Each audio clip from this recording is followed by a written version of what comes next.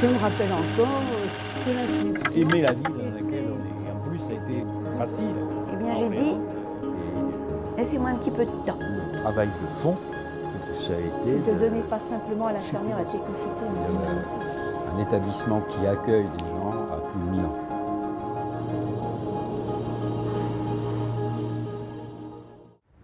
Pendant 1000 ans, le premier Hôtel-Dieu s'élève ici, au nord-ouest de la cathédrale, hébergeant d'abord les pèlerins et prêchant la bonne parole aux voyageurs.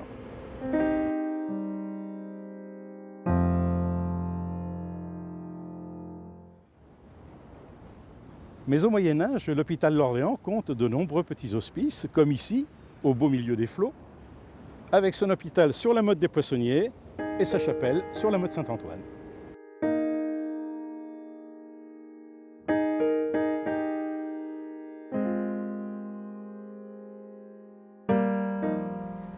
Deux congrégations existaient sur l'hôpital, les Augustines sur la partie Hôtel-Dieu et les Sœurs de la Providence de Ruillé-sur-Loire pour la partie hospice. C'est que les Sœurs de la Providence ont été présentes à l'hôpital, à l'hospice. J'ai travaillé dans les salles communes. Parlons des deux congrégations, donc les Sœurs des Augustines, qui étaient donc des personnes qui occupaient plus principalement les services de l'Hôtel-Dieu, puis les Sœurs de la communauté de Ruillé-sur-Loire, qui elles étaient les Sœurs de l'Hospice. Tant qu'il y a eu des religieuses, il y avait une supérieure de congrégation, ou deux supérieures de congrégation, qui avaient l'œil sur les services de soins, qui étaient leur domaine. Et en particulier, pour reparler des Augustines de Paris, elles étaient semi-cloîtrées. Ça veut dire qu'elles étaient dans l'hôpital chez elles, mais qu'elles ne sortaient pas, pendant longtemps, de l'enceinte de l'hôpital.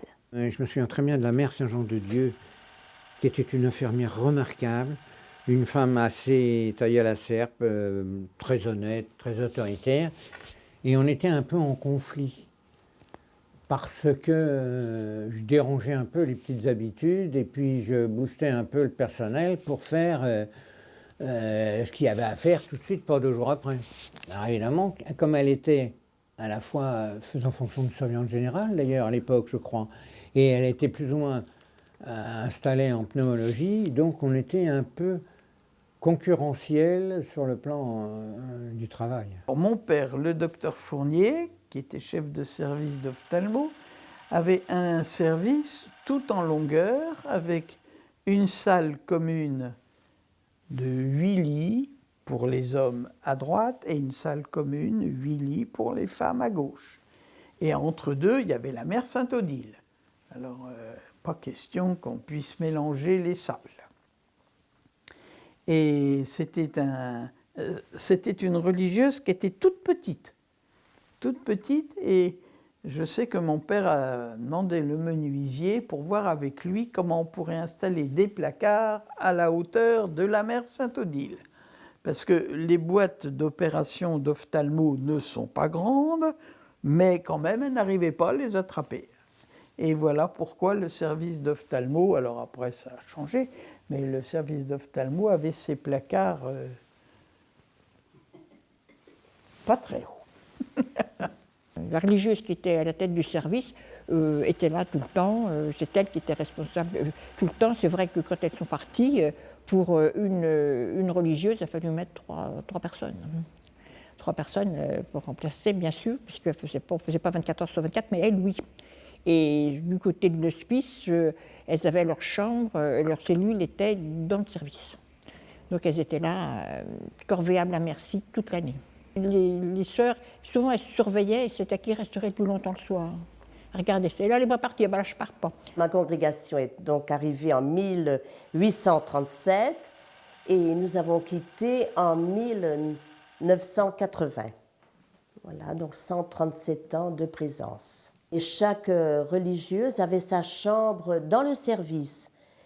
Et s'il y avait un malade ou une malade au cours de la nuit, la veilleuse venait frapper à notre porte donc pour aller voir ce qui se passait. Nous étions en blanc pour le travail infirmier et le dimanche, bon, c'était un petit peu jour de repos, nous étions habillés en noir. Nous n'avions pas d'aiguille à usage unique.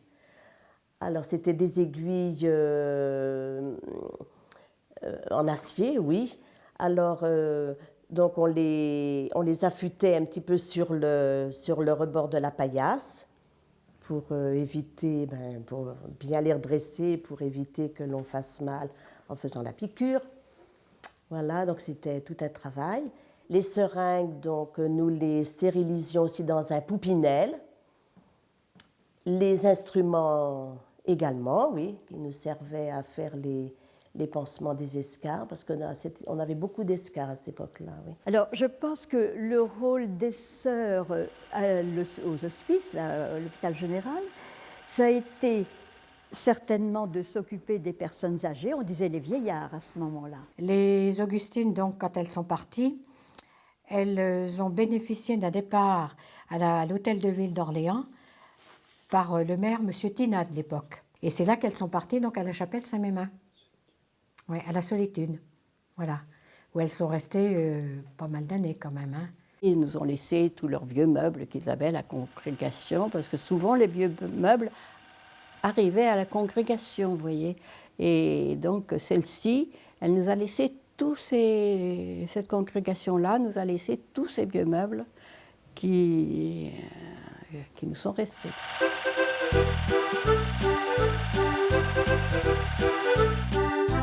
Mère Marie-Joseph, qui était une des anciennes supérieures des Sœurs de la Providence, vers les années 60, aimait nous raconter cette anecdote.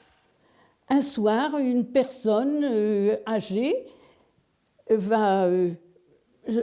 sort de son lit pour aller à la toilette, et quand elle revient, à sa place, un singe qui avait pris son bonnet de nuit. Alors, émotion dans la salle commune, et puis on a cherché, bien sûr, d'où venait le singe, et c'était un singe qui s'était échappé d'une ménagerie. Il y a des sœurs aussi avant moi, paraît-il, elles prenaient des espèces de brouettes, là. Il y avait une sœur Yvonne Marie qui aimait bien rigoler. Alors donc on la promenait comme ça dans les artères de l'hôpital, oui. Je suis tutu, voilà ma gloire, mon thermomètre et mon crachoir, ma couverture pour faire ma cure. Je suis tutu, je suis tutu.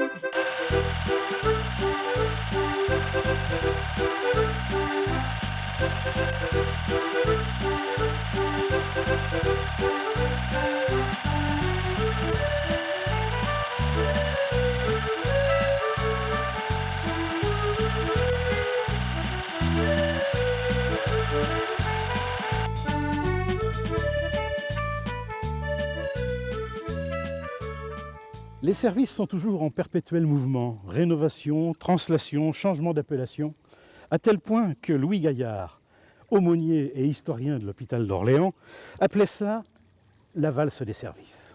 Et les salles, elles portaient soit le nom d'un donateur de l'hôpital, par exemple Froberville, Debroux, etc., ou le nom d'un saint. Il y avait Saint-Nicolas, il y avait Saint-Amélie, il y avait Saint-Lazare, Bénard, c'était un donateur. Et alors, il y avait un service de radiologie, d'ophtalmo et d'ORL. Et puis, il y avait le service des militaires dans la cour. Il y avait quand même un service de pneumologie aussi dans la cour. C'était Sabatier, c'était les militaires. La pneumologie dans la cour et la maternité, qui était un bâtiment dans le fond de la cour. Les créations de services sont venues à l'arrivée de M. Morlet, où plusieurs préfabriqués ont donc été construits pour désenclaver un peu les anciens services. Et à cette époque-là, tous les services de médecine qui portaient un nom, Sainte-Claire, Saint-Laurent, Saint-Jean et tout, ont donc été vraiment nominés par des noms propres à leur discipline.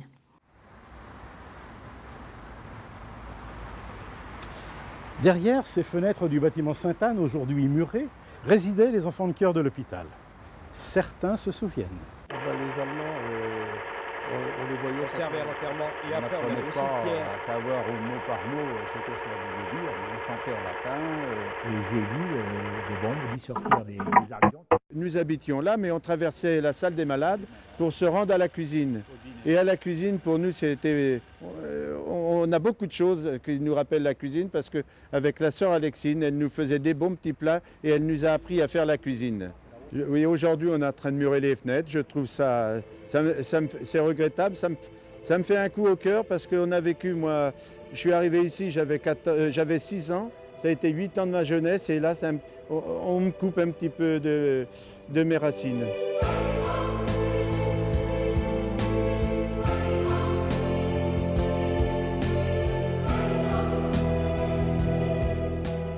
J'ai quelques souvenirs encore là, de cette chapelle où on a énormément fait des offices et servi les cérémonies. Là, il y avait le maître-autel ici même et nombre de fois où on a servi des enterrements, alors que nous étions destinés à rendre service. La messe matinale, la messe du matin, bon, c'était là ici, que les religieuses qui venaient, il n'y a pas toutes les religieuses qui venaient, quelques religieuses, et puis des personnes âgées aussi qui étaient intégrées avec les religieuses.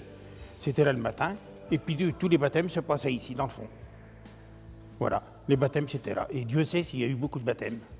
Les enfants abandonnés, bon, ben, ils étaient baptisés là, et puis bon, ben, on servait de parrains, et puis on ne sait pas ce qu'ils sont devenus, parce que Dieu sait qu'il y en a eu énormément. À ce moment-là, c'était triste, mais c'était comme ça. Une nuit, je me trouvais là, parce que les autres étaient partis à la cave, et le pauvre diable n'avait pas suivi, et les bombes tombaient là. Je comptais les bombes qui tombaient des avions.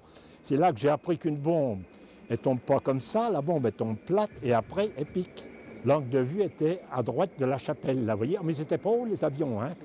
Alors, c'est là, cette nuit-là, les carmes, les galeries, tous ces monuments-là, pouf.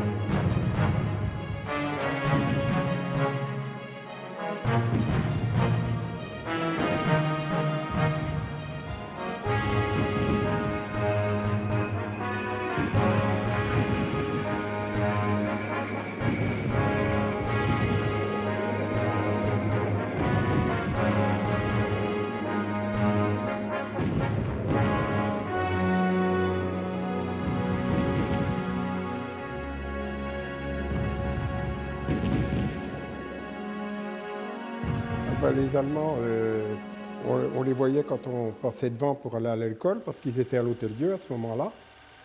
Et puis, bon, il y avait des barrières, mais on faisait pas tellement attention, il ne fallait pas trop les regarder non plus. On allait se réfugier dans les sous-sols. Oui, ils descendaient les gens qui étaient âgés. Oui, il y en a qui sont morts dans les sous-sols, des fois. Oui. On y restait, il me semble qu'on y restait 2 ou 3 jours dans les sous-sols. Oui, on avait peur un peu, hein, c'est sûr, oui, oui. Surtout quand ils ont fait les bombardements par le faubourg Bagné, ça a duré très longtemps. Alors sur l'hôpital, il y avait des grandes croix rouges. Alors on était un petit peu sécurisés. Oui, au-dessus de l'hôpital. Et il y avait des artisans, des couvreurs et tout ça à l'hôpital, et c'est eux qui avaient fait des grandes croix rouges. Et bon, ben, on se trouvait en sécurité. Et pendant les offices, s'il y avait des bombardements, ben, on continuait les offices, tout ça. Ça m'est arrivé de servir la messe même à un Allemand qui avait été blessé, qui était à l'hôpital. Les Allemands, on les voyait souvent dans la rue. On allait à l'école, on allait à l'école à rue de Limar. On avait, disons, dans l'école un monsieur Masset, qui était instituteur, qui était très bon avec nous, avec les enfants de l'hôpital, qui nous donnait des cours des fois pendant midi pour rattraper, pour faire tout ça. Ce qui m'a marqué le plus, moi, c'était les Américains qui passaient dans la rue Porte-Madeleine. Ils venaient du boulevard Jean Jaurès et ils rentraient en ville. Et à travers les grilles, ils nous lançaient des tablettes de chocolat et ça m'a marqué. Des tablettes épaisses de chocolat et tout le monde devait lever les bras. Mais moi, j'étais jeuneau, j'avais 6 ans.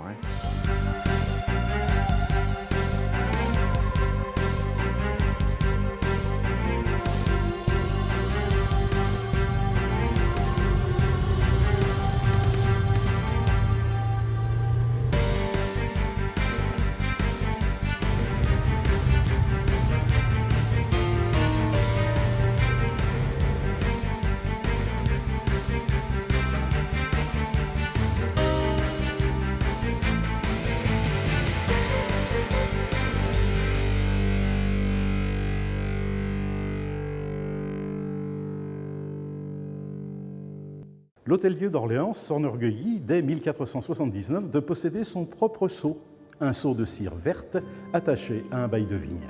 Il représentait alors un moine agenouillé priant devant une longue croix en dessous du soleil et de la lune. Il s'agit là d'un croissant surmonté d'une croix, le tout ayant la forme d'une ancre pour les uns. Une croix très filée d'or posée en pointe sur un croissant pour les autres. Mes armoiries traverseront les siècles, demeurant pendant très longtemps la marque pérenne de l'hôpital.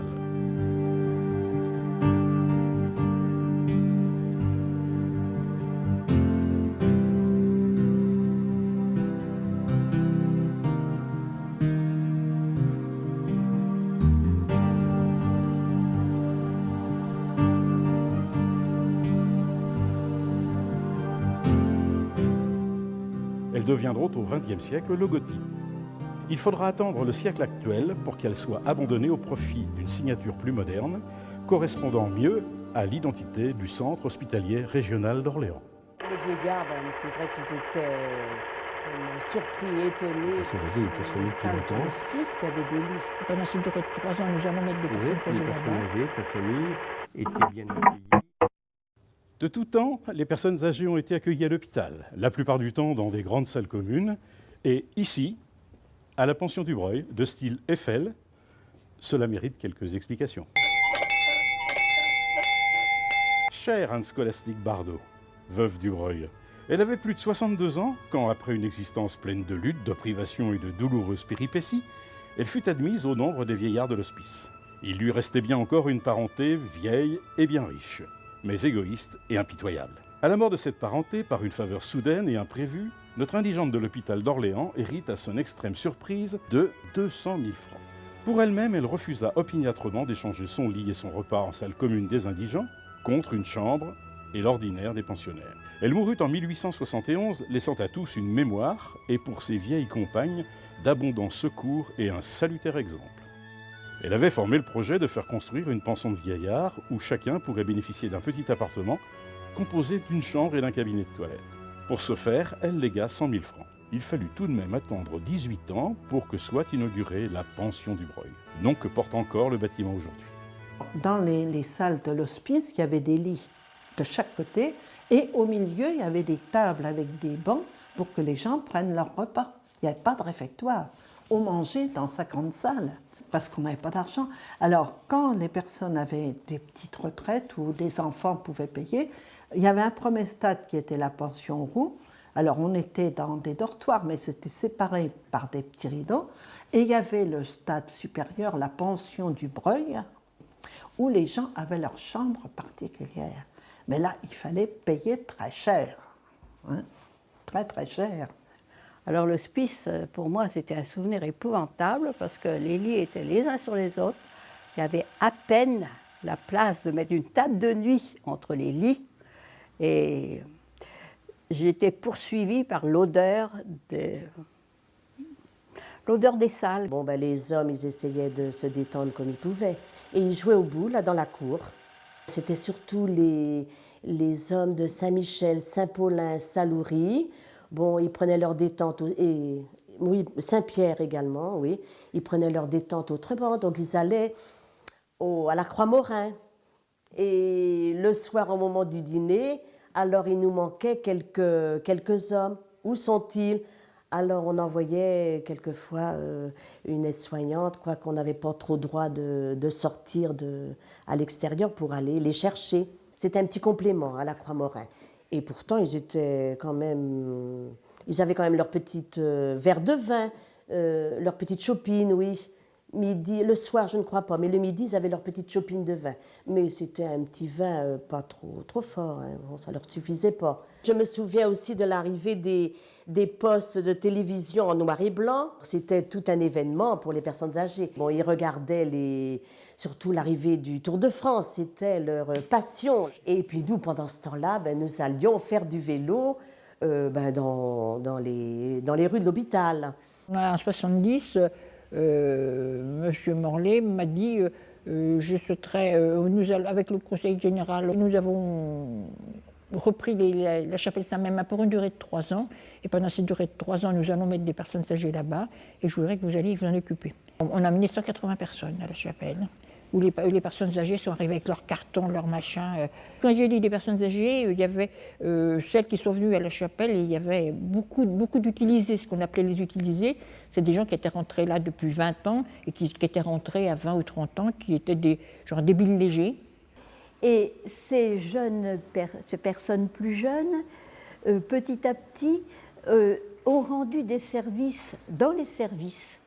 Elles touchaient, je crois, un pécule qui a été mis à leur compte, et elles rendaient des services, elles faisaient un petit peu de garde, elles étaient présentes, elles allaient faire les courses à l'intérieur de l'hôpital, le dimanche elles sortaient avec la sœur, elles allaient se promener comme les enfants de chœur, si j'ai bien compris, je crois. On a pris les locaux un peu dans l'état, ce qui veut dire que les Américains étaient partis 4 ans avant, et ça n'avait jamais été entretenu. Donc nous avons eu fort à faire avec des fuites d'eau, un chauffage qui ne marchait pas. Ça a été, donc à ce moment-là, nous avions des salles, 4 unités de soins de 40 ou 45 lits, côte à côte, avec une seule chaise entre les... Il tenait juste une chaise entre les 2 lits.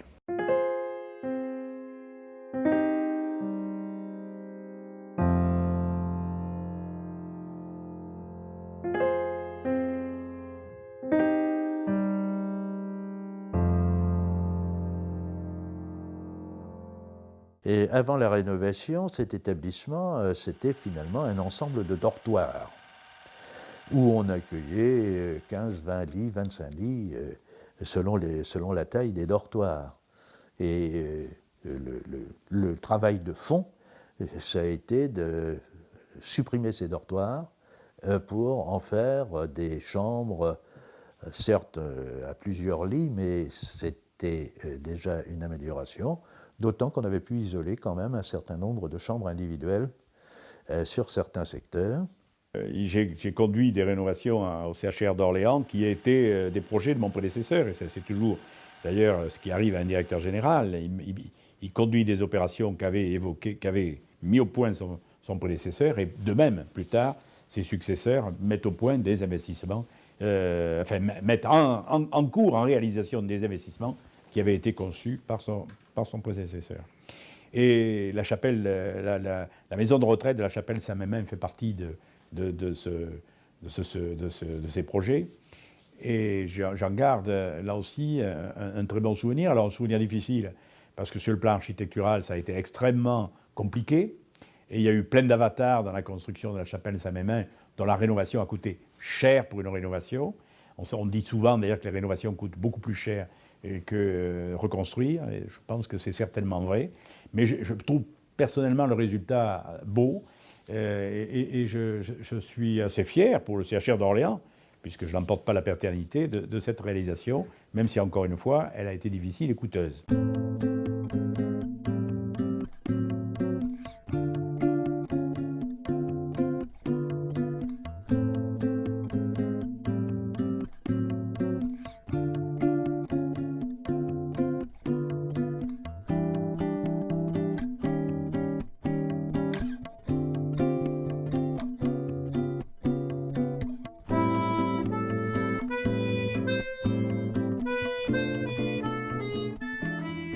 Il a fallu parallèlement reconstruire des maisons de retraite telles qu'on les avait déjà conçues à l'époque. Et la première d'entre elles, c'était Saint-Jean-de-Bray. Saint-Jean-de-Bray, où le CHR a eu le privilège de recevoir en don un terrain qui appartenait à la municipalité et qui était vraiment sur le site que nous connaissons aujourd'hui, qui est en cœur de ville. On a construit une maison qui était susceptible d'accueillir à la fois des personnes âgées au titre de l'hébergement pur et simple, de l'hôtellerie en quelque sorte, et également on avait déjà l'amorce de l'élaboration de structures adaptées pour des personnes handicapées. Et la maison de retraite a été conçue dans cet esprit.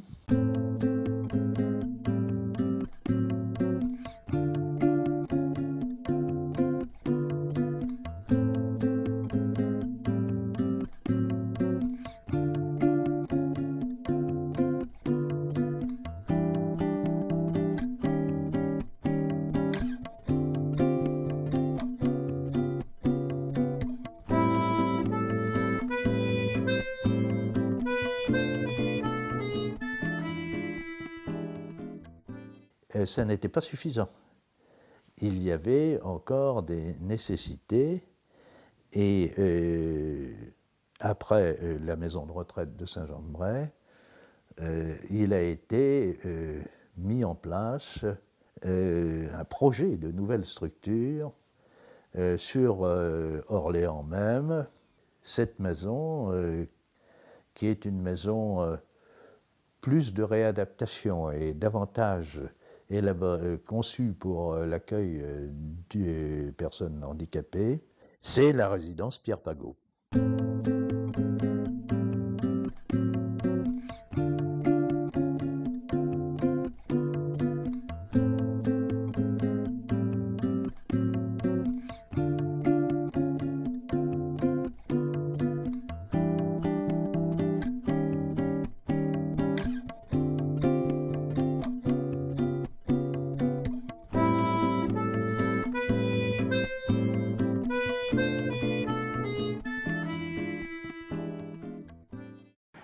En 2010-2011, donc c'est pratiquement après-demain, les plus de 60 ans vont être plus nombreux que les moins de 20 ans. On avait fait part à l'époque à notre directeur de cette pression démographique qui arrivait et on s'était dit il faut qu'on essaye d'inventer pour Orléans une anticipation structurelle pour rattraper un retard qui existait et faire en sorte que la population d'aujourd'hui jusqu'en 2050 soit accueillie le mieux possible en fonction des besoins de ce que nous demanderaient les médecins traitants au fil de l'eau. Alors, l'étape 1, c'était suppression des salles communes. On a mis 4 ans, entre 90 et 94. M. Guérin a beaucoup aidé. Il n'y avait aucun lit de moyen séjour. Rémi Milcan, dont on parlait tout à l'heure, avait la responsabilité de tous les lits de long séjour, hébergement long séjour. Et puis de l'autre, il y avait le court séjour avec M. Chavannes. Il n'y avait pas d'intermédiaire. Et les lignes moyen séjour sont arrivées en 1998. Je crois que c'est amusant de se rendre compte comment, finalement, de génération en génération, des médecins gériatres ont permis, consciemment et inconsciemment, d'installer des choses qui maintenant sont très bien installées. Je pense à l'unité mobile gériatrique. Quelque part, de façon spontanée, non officialisée, ça ne s'appelait pas comme ça, Rémi Milcan avait démarré un petit peu un travail d'unité mobile gériatrique. Alors c'était pour préparer des gens qui rentraient en institution, bien entendu, pour faire des liens avec les équipes, pour faire des liens avec les familles. Et quelque part, cette idée d'un médecin gériatre mobile, eh bien, elle a été développée par la suite, institutionnalisée sous le sigle Unité mobile gériatrique. Je crois qu'à l'hôpital d'Orléans, ce qui est positif, c'est qu'on a une filière qui est assez complète, puisqu'elle va depuis les urgences, depuis une unité d'hospitalisation courte durée, jusqu'au long séjour, maison de retraite, voilà, avec les intermédiaires que l'on connaît, c'est-à-dire le court séjour gériatrique, c'est-à-dire le moyen séjour rééducation, réhabilitation. On aura 120 lits à partir de 2012, au lieu de 58 aujourd'hui, donc c'est très important. On aura en 2010 une autre étape importante, qui est l'installation de 40 lits de court séjour gériatrique sur le plateau technique. Donc ça veut dire gagner du temps sur le temps.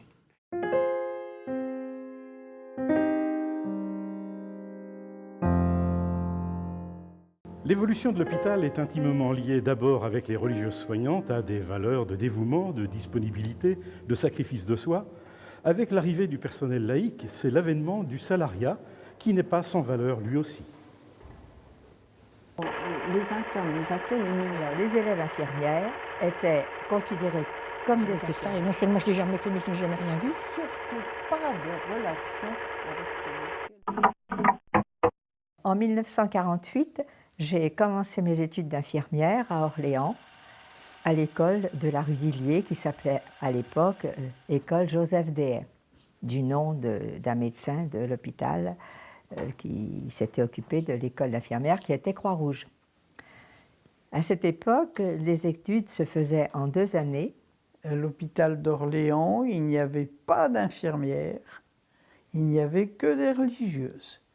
Si, il y avait une infirmière militaire qu'on appelait la Grande Sarigue. Ça, je me rappelle, parce que c'était une grande femme et elle n'agissait que dans la partie militaire de l'hôpital. Alors, les élèves infirmières étaient considérées comme des infirmières, donc nous faisions des gardes de nuit, très fréquentes, et comme à l'époque on commençait la pénicilline, nous passions notre nuit à nous promener toutes les 3 heures dans tout l'hôpital pour faire les injections de pénicilline, puisqu'elles avaient lieu toutes les 3 heures. En principe, quand on arrivait dans un stage, étant en première année, il y avait en général soit une première année qui était déjà là depuis 1 mois, donc qui nous expliquait un peu comment ça se passait dans le service, ou une deuxième année qui nous servait un peu de tuteur. On travaillait avec le masque d'ombre d'âne, qui est un masque à éther, et on disait que le masque d'ombre d'âne n'était pas dangereux parce qu'il y avait toujours des fuites, alors les malades avaient un peu d'oxygène. Notre monitrice avait une technique bien à elle, mais qui était quand même très efficace parce que moi, elle m'a tiré d'affaire. Quand vous avez préparé votre masque d'ombre d'âne, vous le mettez sur la figure de votre malade. Vous luxez la mâchoire. Hein, et à ce moment-là, vous montez un cran. Vous dites un « Je vous salue Marie ». Vous montez un demi-cran, vous dites un « Je vous salue Marie ». Comme ça jusqu'à 3 ou 4. Et à ce moment-là, vous soulevez la paupière de votre malade pour voir si son œil bouge ou pas. Et si l'œil du malade ne bouge pas, c'est qu'elle est endormie. Donc, vous pouvez rester à la dose. Sinon, il faut continuer à monter un petit peu, puisque tout le monde ne dort pas avec les mêmes doses d'anesthésie. Et pour assurer les nuits, on était 2 stagiaires pour tout l'hôpital, plus une religieuse qui était responsable du service de nuit. C'était tous les soirs en arrivant, on faisait le tour avec la mère Saint-Paul pour voir si les malades dormaient à la pile électrique. Alors elle mettait sa pile électrique, elle brandissait sa pile électrique sur le visage du malade, puis elle disait « Vous dormez, monsieur, vous dormez ?» Mais des fois, le malade ne répondait pas, alors elle secouait. « Est-ce que vous dormez, monsieur ?»« Oui, oui, qu'est-ce qu'il y a ? Est-ce que vous voulez quelque chose pour dormir ?» Alors ça, elle est réveillée pour demander ça, c'était vraiment, c'est dommage que j'étais toute seule, sinon on aurait pris des bonnes crises de fou rire. Les élèves infirmières, les internes nous appelaient les mignonnes.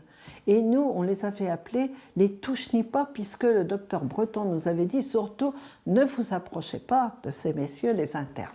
On avait un uniforme à cette époque-là, c'était un bleu horizon.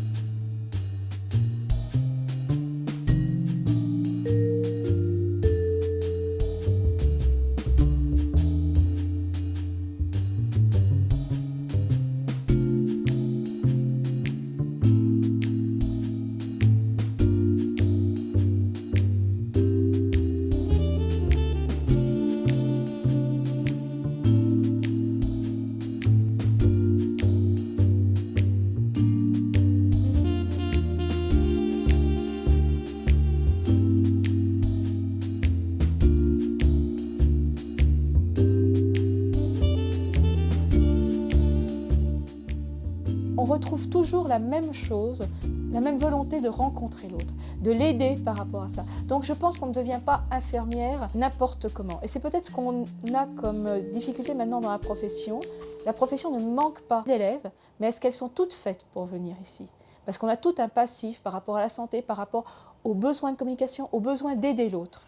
Et là, actuellement, si vous n'avez pas ça, vous ne tiendrez pas longtemps dans la formation. Parce que ce n'est pas par votre relation à la hiérarchie que vous serez reconnu, mais vraiment par rapport au patient. Et c'est le patient le plus important par rapport à cette aide qu'on peut lui apporter.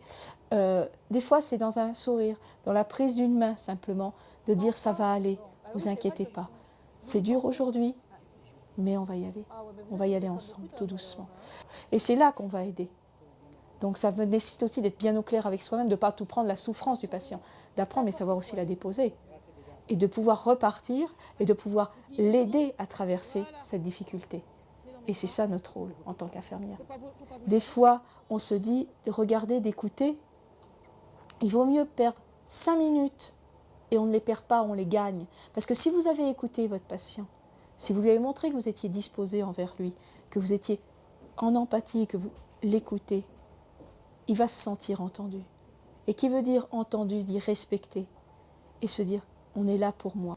Donc il faut savoir, entre guillemets, perdre du temps en communication, en relation, pour gagner du temps sur les soins.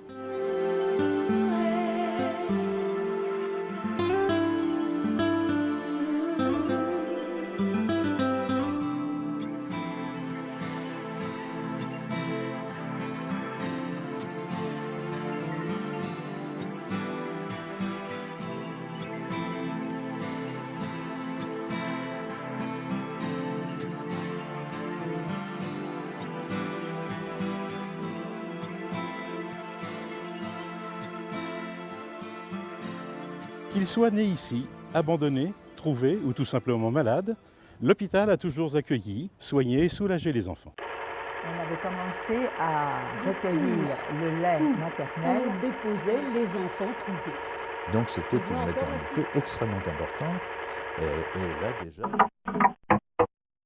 On a également été présente près des enfants à cause du bureau d'abandon. Je crois que c'est aussi la communauté qui était chargée, qui avait la responsabilité en quelque sorte officiellement de recevoir les enfants. Je me rappelle encore que l'inscription était bureau des enfants abandonnés. Alors j'ai connu également, parce que les sœurs me l'ont montré, le tour où on déposait les enfants trouvés. Je vois encore la petite tablette et l'ouverture, voyez.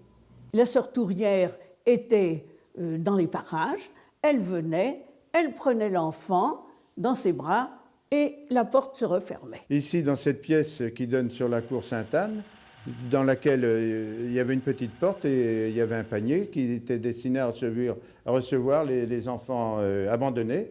Alors il y avait une cloche et quand un enfant était déposé dans le panier, la cloche sonnait, la sœur qui sortait allait recueillir l'enfant et...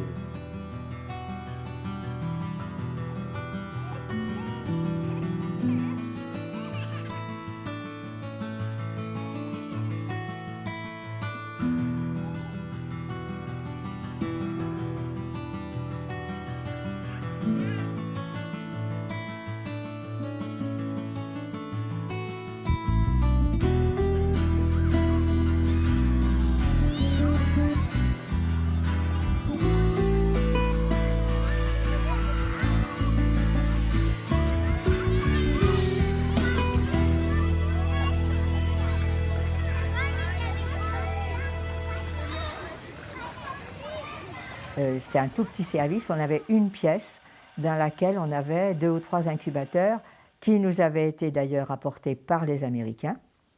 On devait avoir 2 incubateurs qui s'appelaient Armstrong et on doit en avoir 2 qui s'appelaient Isolette. Et en plus, quand les enfants sortaient des incubateurs, on les mettait dans les lits. Alors c'était des petits berceaux, on aurait dit des berceaux de poupées, mais enfin c'était des petits lits. Et on avait tout ce monde-là dans la même petite pièce. Et à l'époque, on avait commencé à recueillir le lait maternel pour les petits, parce que évidemment c'était ce qui leur convenait le mieux. Il y avait des personnes qui allaient chercher le lait maternel dans les maternités et dans les cliniques pour le rapporter à nos enfants. On avait à l'extérieur, dans le couloir qui était sous le service de païen médecine, on avait une paillasse et c'était là que je préparais les biberons. Alors je prenais du lait qu'on m'avait apporté dans des biberons et je les transvidais avec la quantité qu'il fallait pour chaque enfant dans des biberons qu'on avait fait stériliser, parce que quand même on avait des notions quand même d'asepsie. Et un jour, j'avais préparé tous mes biberons, j'étais en train de les remplir, de mettre la quantité de lait qu'il fallait dans les biberons qui avaient été stérilisés. Et il y avait l'agent de service de païen médecine qui était en train de balayer au-dessus. Et toutes les poussières de païens sont tombées dans les biberons. Alors là, j'étais ulcérée parce qu'on n'avait plus rien à donner aux enfants, mais c'était fait. Donc il a fallu jeter tout ce lait maternel. Et naturellement, je suis montée aussitôt pour prévenir la religieuse qui était Mère Sainte-Colette en lui disant « Ma mère, voilà ce qui m'arrive ». Alors c'était un drame absolu.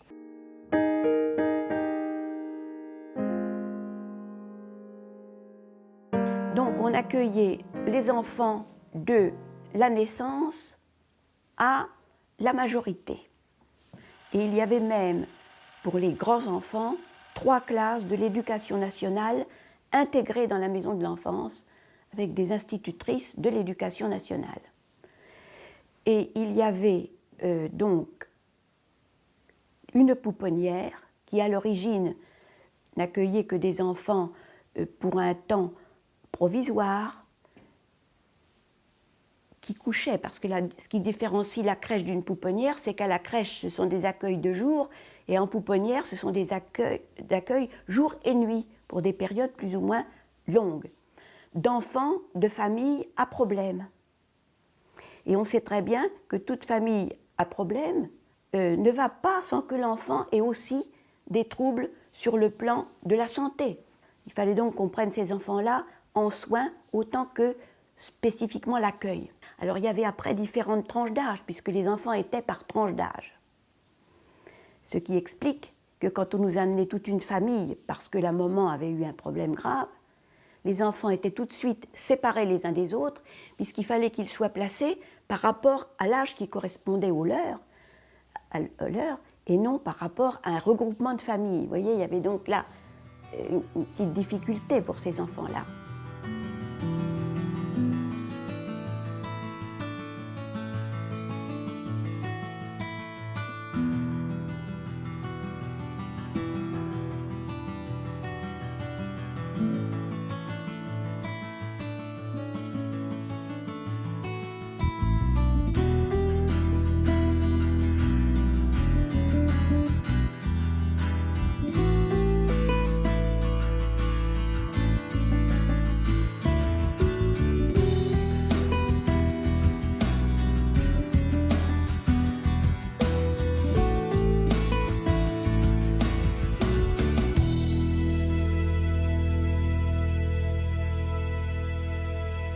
Et mon premier souvenir de visite de ce secteur de maternité, c'était les lits des femmes qui étaient là, dans les couloirs, avec les petits-enfants à côté. C'est-à-dire qu'elles étaient là pour 1 jour, 2 jours, 3 jours, le temps qu'il y ait des places. Et si on y ajoute que les locaux, salles d'accouchement, réanimation, etc., étaient tout aussi vétustes que les chambres, et mal équipés en plus, il était effectivement indispensable de suivre ce projet tel qu'il avait été établi. Les services qui devaient être démolis étaient tout aussi vétustes que la maternité ou la pédiatrie. Il était pour eux aussi tout aussi indispensable de procéder à une reconstruction qui permette un accueil décent, ce qui n'était plus le cas. Cet hôpital, car ça mérite, ce bâtiment, le titre d'hôpital, tout au moins ça le méritait à l'époque, car il accueillait non seulement les services d'obstétrique et de gynéco, mais il accueillait également la chirurgie des enfants et de la médecine également des enfants. Donc c'était un hôpital qui tournait autour de la mère et l'enfant. C'est pourquoi ce bâtiment s'est toujours appelé la mère et l'enfant.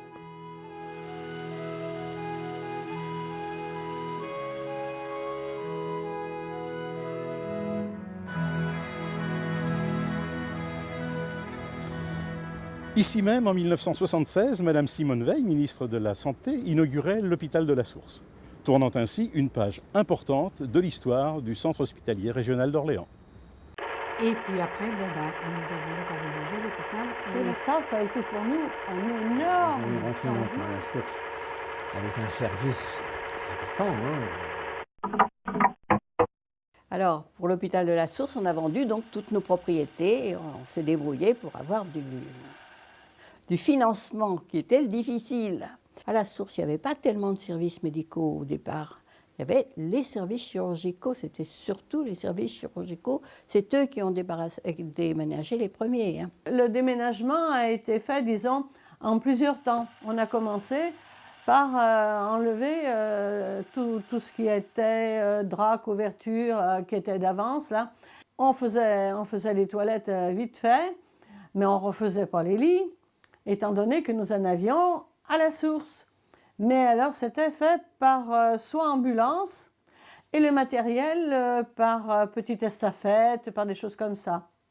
Et c'était pas du tout au pot. Mais arrivé à la Source, nous avons été obligés de prendre les ascenseurs.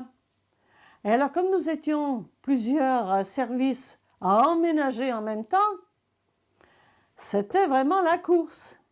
Alors, un ascenseur, disons, il servait à plusieurs choses qui n'avaient rien à voir entre elles. C'était quand même un élan sur le plan déjà architectural, ce qui changeait de nos services de soins. Là, il a bien fallu s'adapter aussi à des chambres seules ou à deux, et ce qui, effectivement, a augmenté le travail des soignants quand même, que des salles communes de 40, c'était plus facile à soigner, plus facile à surveiller. Le gros problème, ça a été la cuisine.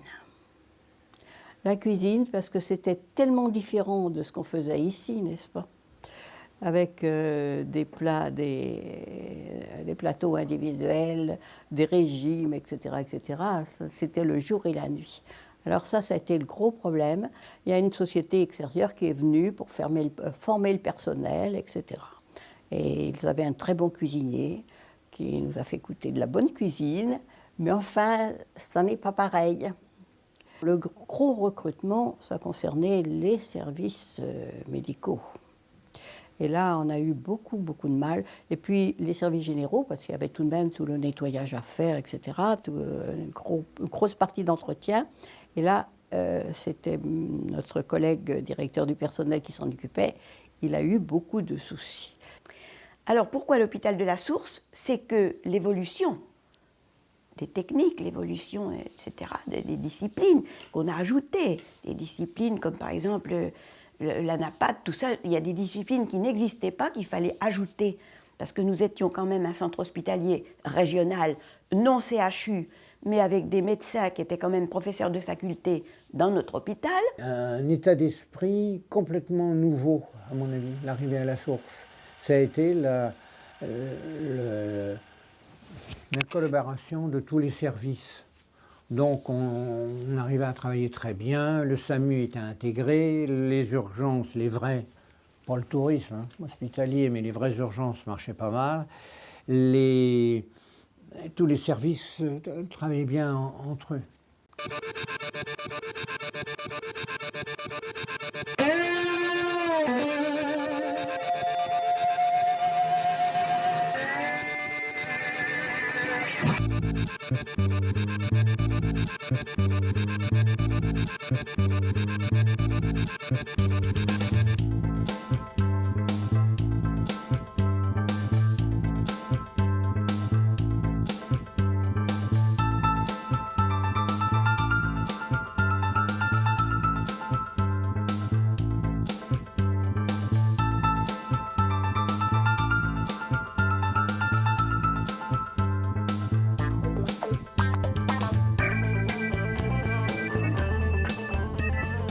L'hôpital de la Source devait connaître 2 tranches de travaux. Une seule tranche a été effectuée du temps de Madame Veil, puisque c'était les fameux hôpitaux à l'époque Veil, et il s'est avéré que cet hôpital était un monstre au départ. Et c'est pourquoi après on n'a pas voulu entamer une deuxième tranche de travaux. Et la Source a connu son évolution, donc l'ouverture en 1975, et puis une évolution terrible au niveau du CHR d'Orléans. Et c'est là qu'après, tous les services, que ce soit médecine ou chirurgie, ont bien été orientés par leur discipline. L'hôpital de la Source avait été équipé relativement peu de temps avant et avait été équipé avec des matériels adaptés et modernes. Mais par contre, il y avait quand même un certain nombre de besoins parce que la médecine faisait beaucoup de progrès, et elle le fait toujours heureusement, et également les techniques médicales avaient beaucoup évolué pendant cette période. Et c'est à cette époque que nous avons été amenés à installer le premier scanner, qui était un équipement qui venait de faire son apparition. Il y avait un service qui avait besoin de se développer et que les responsables souhaitaient développer, c'est le service de médecine nucléaire.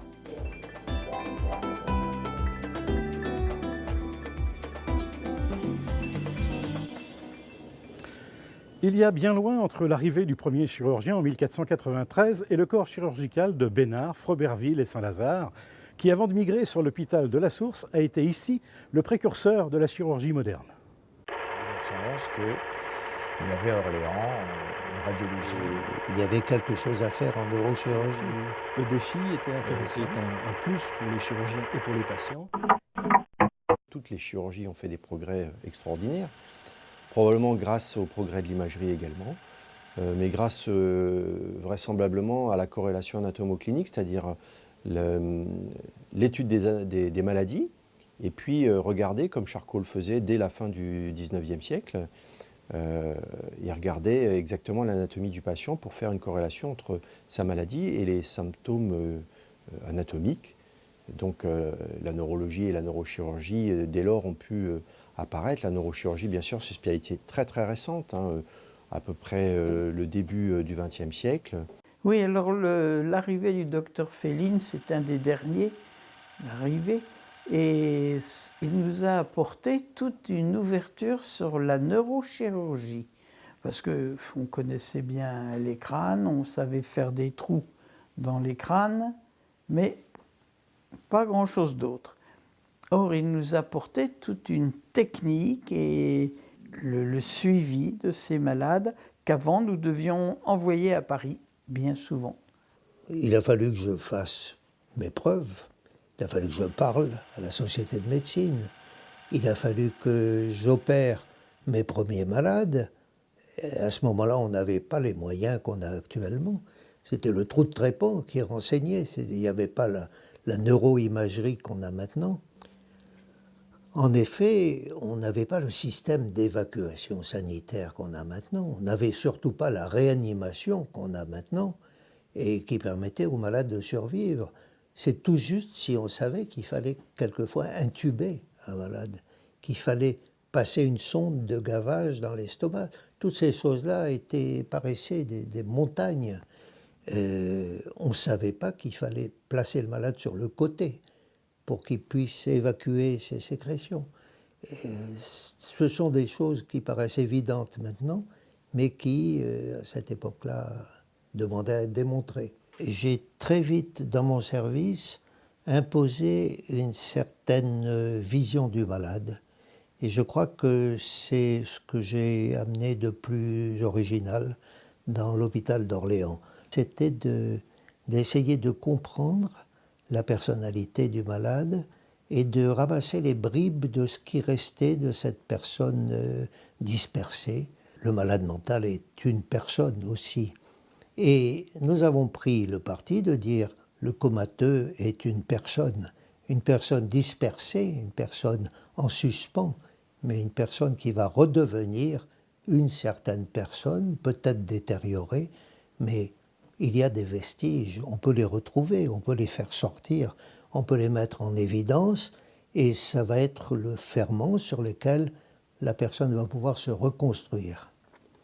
J'ai été le premier à penser que le malade avait besoin de retourner aux sensations élémentaires, c'est-à-dire le vent, le soleil, les mouvements de personnel autour de lui constituaient des éléments qui le ramenaient à la vie normale. Ceci n'a pas été très bien interprété. L'endroit où je sortais mes malades, dans le jardin, était très proche du fumier de l'hôpital et des outils du jardinier. C'était très proche aussi des fenêtres de la maternité. Et les familles des femmes enceintes n'appréciaient pas de voir le dos des malades qui se réveillaient, mais qui était assez impressionnant. Beaucoup de familles qui venaient en visite, ça les surprenait, ils se demandaient ce qui se passait.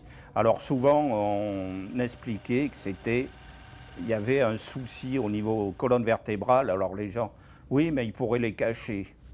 On n'allait pas cacher nos patients qui profitaient du soleil et puis de... Alors, mais c'est vrai que les gens, ça les surprenait énormément de voir ça. La créativité, c'est faire appel, au fond, à une vérité qui n'est pas la vérité scientifique. Une vérité qui existe, occulte, et que certains seulement arrivent à intégrer, les artistes. Il faut être artiste. Si un médecin n'est véritablement médecin que s'il est un peu artiste.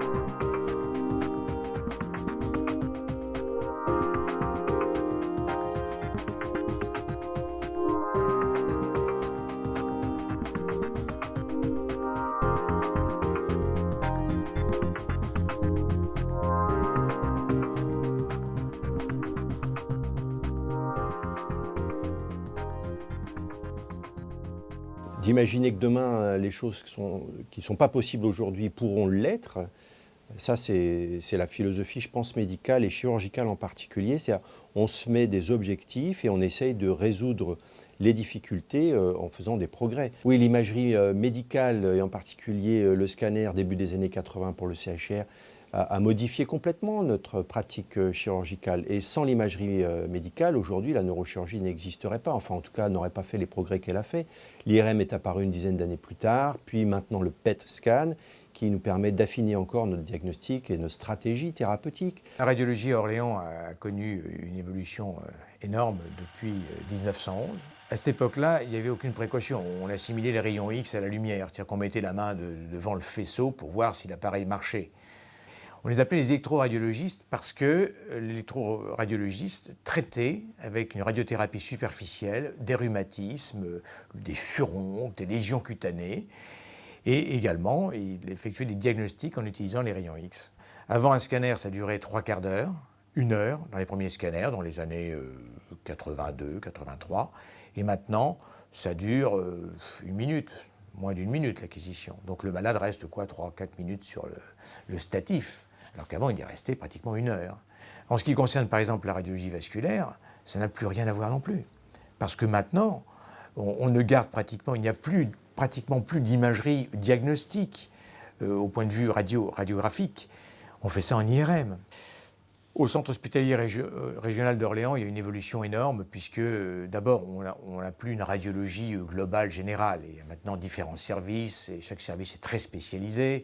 À la Porte-Madeleine, on y fait beaucoup la pathologie de la mère et de l'enfant, la scénologie. Ici, il y a un service de neuroradiologie qui fait que de la neuroradiologie. Puis nous sommes un service dit de radiologie générale, mais en fait en sous-spécialité, où les différents appareils sont concernés. Il y a la pathologie ostéo-articulaire, la pathologie digestive, la pathologie thoracique et uronéphrologique, qui sont des secteurs où chaque PH a une compétence particulière.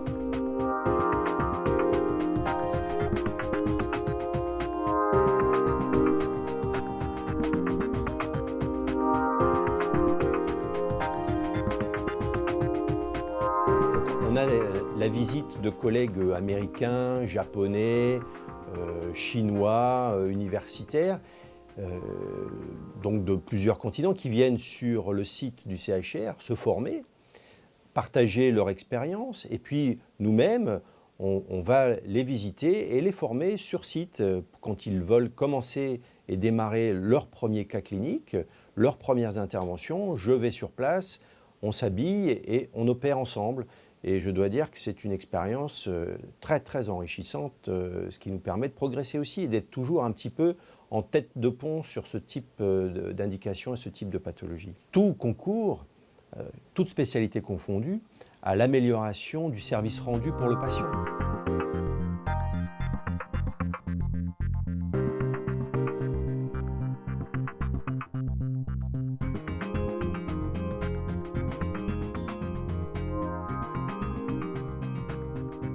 Le CHR d'Orléans était le seul hôpital de cette taille en France à ne pas posséder de laboratoire d'anatomie pathologique en 1979. Donc en fait, je suis parti de zéro et j'ai créé le service en récupérant des moyens à droite, à gauche, en commençant tout seul avec un technicien, 2 techniciens. Je suis arrivé, j'avais rien. J'avais pas de locaux et en fait j'avais deux personnels, j'avais deux techniciennes. Et comme il n'y avait pas de laboratoire, le directeur que je suis allé voir m'a dit oh, bah, je suis désolé, mais il va falloir que vous occupiez à trouver des locaux pour votre labo, monsieur. Et à ce moment-là, on m'a installé dans un petit bureau à la source, à l'ancienne direction où il y a la Réachir, et on m'a mis dans un bureau à côté du directeur. Et j'avais un téléphone et mes 2 techniciennes. Et nous avons commencé et il y avait une secrétaire dans la direction qui venait souvent nous apporter le courrier et tout. Et cette secrétaire, un jour, m'a dit « Mais vous n'avez pas de secrétaire pour votre futur service, monsieur ?» Je lui dis « Non, non, non. » Il dit « Moi, ça m'intéresse. » Et du coup, si vous voulez, j'ai commencé à développer le service en piquant la secrétaire du directeur, qui est toujours là et qui va prendre sa retraite l'année prochaine. Voilà. La présence d'un pathologiste, parce que c'est aussi le nom de l'ANAPAT, c'est plus le pathologiste, au sein d'une structure hospitalière avec de nombreux blocs opératoires, est un plus pour les chirurgiens et pour les patients, car nous répondons pendant l'intervention, et notre rôle, c'est de dire si c'est une tumeur bénigne ou une tumeur maligne. Et surtout à l'époque, c'est-à-dire dans les années 80, on ne faisait pas beaucoup de diagnostics préopératoires. J'ai eu du personnel qui a été redéployé et j'ai attiré des collaborateurs. Il y en a qui sont venus de Brest, de Bordeaux, de Rennes, de Tours. Et ainsi, on a formé une équipe, je dirais, venant de toute la France. L'ANAPAT est une discipline, je dirais, ancienne, du 19e, début du 20e. On inclut toujours les fragments en paraffine. On examine au microscope avec des colorations anciennes qui portent des noms un peu poétiques comme les Malins et Osine Safran, voilà, le trichrome de Masson.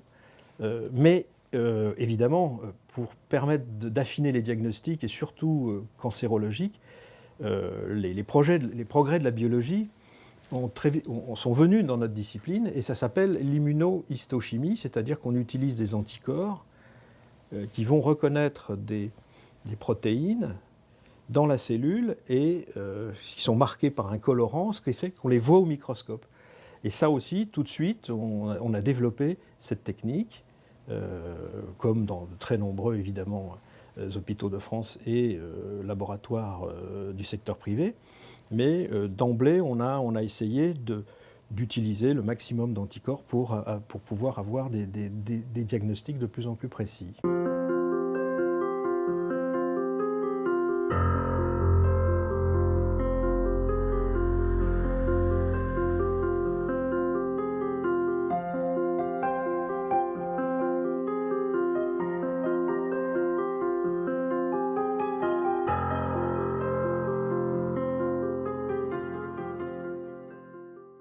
Pour moi, le corps médical, c'est tout l'hôpital. Sans corps médical, l'hôpital, j'ai l'habitude de dire, est un très mauvais hôtel. C'est vrai que je suis arrivé le 1er octobre 1990 à Orléans pour diriger le CHR d'Orléans et que ma première découverte du CHR, du monde du CHR, des hospitaliers du CHR, ça a été lors des journées d'innovation qu'avait initié mon prédécesseur, Jean-Hugues. J'ai été amené à réfléchir sur ce qui pourrait effectivement permettre un contact plus étroit entre les différents services d'une part et aussi entre les différents acteurs à tous les niveaux qu'il s'agisse du plus humble au plus évolué, et de façon à ce que les uns profitent de ce que les autres ont apporté ou de ce que les autres font évoluer, et qu'il y ait un esprit. C'est à cette occasion que j'ai été amené à mettre en place les premières journées d'innovation. On danse les uns avec les autres. Ces journées attirent toujours de plus en plus de monde, que les personnels sont de plus en plus intéressés, et il est quand même remarquable que la première journée ait eu lieu au CRDP, qui est une salle certes de belle qualité, mais de petite capacité, et que maintenant ces réunions, ces rencontres ont lieu au Zénith, et avec des salles qui sont pleines et qui sont extrêmement importantes, et avec des interventions de conférenciers et qui ont le désir absolu de faire connaître ce qui se passe dans leur secteur et dans leur service. Je pense que c'est bien. C'est pas tout le monde, c'est pas la Joconde. Donc ce que j'attends, c'est qu'il y ait autour de... En fait, c'est un moule qui est personnalisé, qui est confectionné à partir d'une empreinte. Un projet extraordinaire, c'est le plus beau projet que j'ai jamais pu porter collectivement. C'est votre dernier mot? C'est mon dernier mot, Jean-Pierre. Merci. Eh bien, c'est une bonne réponse de Jean-Pierre Guching. Voilà.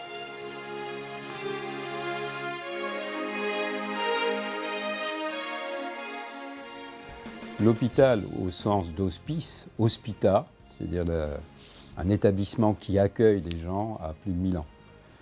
Donc il a une histoire très ancienne qui est fondée sur des valeurs d'humanisme, des valeurs de l'amour du prochain, d'être au service du prochain. Et ce sont ces valeurs que portent l'ensemble des hospitaliers orléanais, mais d'ailleurs également. Bon, cet hôpital, moi, m'a toujours effectivement étonné par sa capacité d'adaptation, adaptation à l'évolution de la société, adaptation à l'évolution de la médecine et adaptation à l'évolution des technologies. Donc c'est un ensemble, ce sont des établissements, ce sont des institutions qui sont intégrées très profondément dans la société et notamment dans la ville où ils sont implantés. D'ailleurs, l'hôpital est pour la plupart du temps le premier employeur de la cité, voire du département.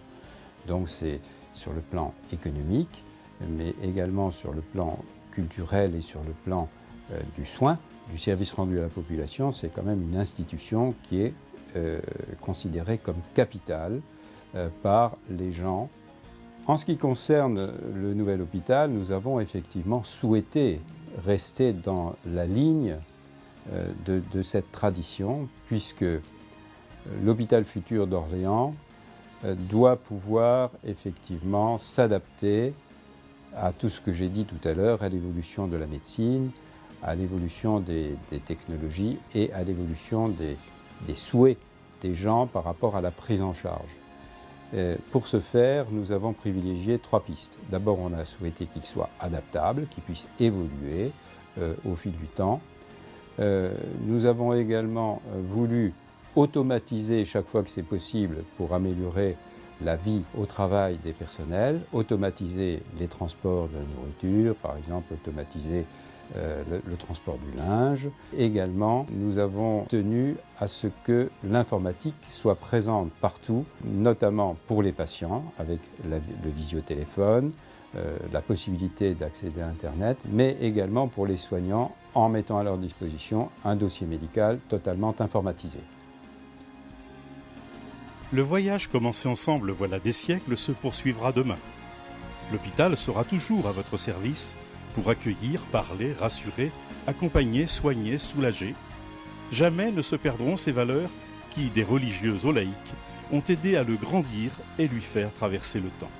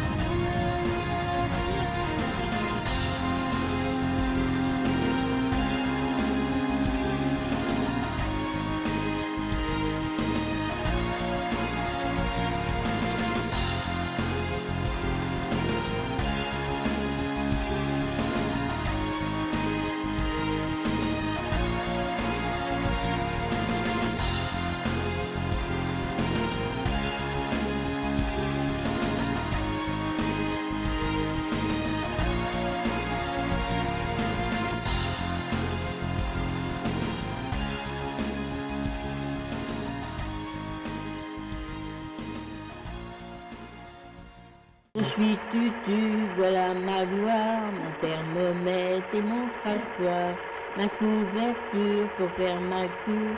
Je suis tutu, je suis tutu. Là, c'est bien. Je vous remercie.